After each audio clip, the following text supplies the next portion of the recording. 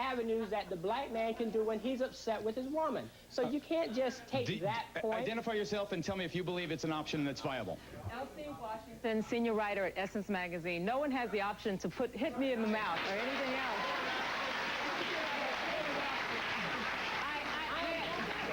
May I say... I'm not suggesting that someone has an option to hit you in the mouth, but... Not even a right, not even anything, no one at all. It was one of 6 points that the black man could take in his address. Now, that doesn't mean that he has to take it, but I'd like to say... The doc decided a point that there is this progression of black women... I'd like to say, black men, my brothers, do not buy this book and think that you're going to use this as a blueprint for healing our nation. I'm not doing that. Talk to us. Don't read this book. Black men are not doing that. I think most of the problem is that most of the sisters has not read the book. Yeah, I think many have. Yes. I think many have. My name is It's Saito misguided. Rande, and I like to say thank you for writing the book. And with my encounters, experiences with women, I have not found most of what you have depicted, but I don't pre-conclude that it does not exist. And what I would like to say to you is that we are all victims of white supremacy in some shape, form, or fashion. And somehow, as we move toward the 21st century, dealing with conspiracies of AIDS and all the types of devices that are out there, we have to have a forum where we come together and talk out our differences. And we're not going to be able to solve this in this 1 hour. I believe that Sharazad Ali specifically, if not exculpate, says enough of blaming whites. Let's deal with the problem ourselves. And I think in that sense... Wait, stand up and tell me, and identify yourself and tell me why you agree. Excuse me. My name's Calvin Gooding. I listen all the time about people talking about white folks have done this to us. This is what we do continually when we talk about what white folks have done to us. We empower them to continue to control our situation. What we have to cease doing is empowering them and saying, we will have self-determination. That is, in any forum. And let me say this, I don't agree with everything you have to say, but if your intention was to create a forum where we could talk about our differences, I salute you. Okay? All right. Hold it. Yeah. Yes, my name is Gloria Doolin Wilson, and I'm the statewide coordinator for the New York State African American Political Action Committee. I would like to say, first of all, black men and black women have to be complementary to each other. There cannot be this kind of antagonism that you've engendered as a result of your book. I have to compliment your publicist for getting this out here. Because it's the biggest, no, publicist. I'm my publicist. Well, then congratulations, my dear, because you have perpetrated a wonderful hoax, but you have gotten us to talk.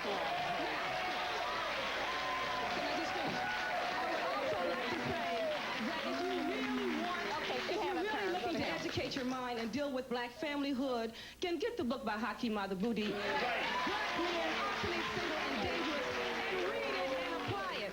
This woman has no solution.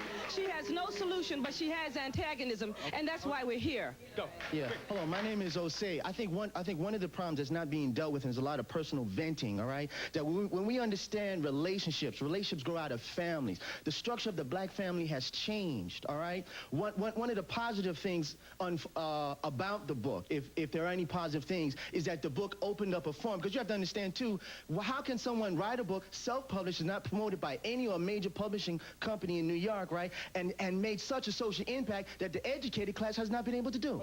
Abiola, tell us how she has managed to do it. How has she managed to make this a platinum bestseller on her own? Well, it's when she attacks the least able to defend themselves, that is a black woman.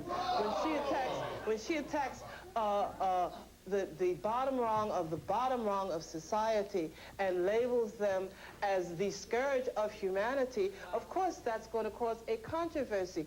And any controversy is food for the media. As a media critic, I'm very much aware that anything that creates a stir, a flurry, a controversy is food for the media. But Playfell, there are other controversies out there created. It can be explained simply by the same explanation as to why soap operas are more popular than Shakespeare. Now, let me just say one other thing about books, okay? And what the explanation for that is that it doesn't require much intellectual engagement to watch a soap opera. But to watch Shakespeare, you've got to bring something to it. You've got to be reasonably literate. Now, this is a soap opera. About books, let me just say this. She made the comment earlier that this is the first book that's dealt with the experience of black women in America. That comment, hold on a minute, that comment in and of itself shows an astonishing ignorance of the literature on black studies in this country. For instance, if you all want to read a real book that will teach you something about the heroism, the greatness, the true role of black women, Read Paula Giddings' book, Where and When I Entered. Gotta take a break. Gotta take a break. Listen, read Margaret Walker. Read Dr. Margaret Walker, who for 30 years, listen, read, if you want to see, You should also remember that we have never had a book that all of the people agree with, the Bible, the Torah, or the Quran. You take what you can use and you reject the rest. But this book talks about our collective contribution. Do not forget that. This is not all of us, but this is all of us sometime on some level. Okay. There's no point in going into denial. Stand, please identify yourself. My name is Lee Peterson, and I am the founder and director of Bond. First, I want to say to your producer, if you're afraid of the black men reading this book, it's because you're afraid of losing your position. Give her a chance to respond. I know what happened. Give her a chance to respond, please.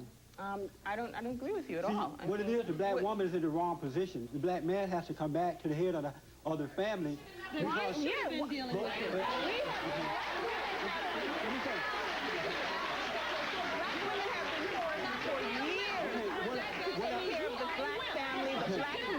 We're not taking anything away from you. What we're doing is, at Bond, we are understanding that because of that wrong position, the black woman is not able to handle that position. And that's why she's out of order. That's why she's so crazy. Yes. My name is Queen Esther, and I'm from the Hill myself in Brooklyn about healing the nation. Right now, we're in an emergency. We don't have time to fight with our family. We have to build a nation, love each other, and start building. We don't have time for hitting our family. We have to come to one unity right now. All we have time to do is love and build in the truth. We're in an emergency. Let me run over here. Sorry. All right. First of all, the black woman must realize that as the black nation, we were the first people on the planet and the first people to establish family life and our roles in the family structure. What we live today is totally alien to what we originally established as our roles. Is your point that the man has to be on top, the woman on bottom? Well, I heard women say that they can raise a family alone. If you can raise a family, if a woman can raise a family alone, then she has had the opportunity and has the opportunity today to correct the problem of the man and her male children. But she has been unsuccessful and will continue to be unsuccessful until she gets the problem in her mind. Stand, please. Over here. Identify yourself. Hurry. My name is Dr. LaFrancis Rogers Rose, and I teach African American Studies, and I've been teaching a course on the black family for the last 15 years. And I would like the author to know that I have a book on strategies for resolving conflict in black male-female relationships that's been out since 1985. One of the things that I think is a problem is that we have to be analytical about what we do, and we have to be value-free about what we do. One of the problems with the book, with your book, is that there's a lot of sweeping generalizations, a lot of stereotypes. And stereotypes are half-truths. And half-truths is what has put us in the position that we're in now about our relationships. Hold it right there. I'm going to go to Sharazad. Just one slight I have to get a response. No, Sharazad, is it not true that your book does indeed contain what the previous speaker characterized as sweeping stereotypes? No, I don't think so. Absolutely. See, we're talking about a condition. We are talking about a condition of our people where we have been programmed with the wrong ideas, so all of us are doing many of the same things. And we're talking about a situation where our man has been judged on the wrong standards. Okay. Okay, go. You're asking the wrong people about this. That's the right. people to ask are not employed. They're in the armory. You need to ask the masses of black men who are unemployed in Bedford Avenue Armory in 125th. Your point being? Our point being that the black man, pardon me?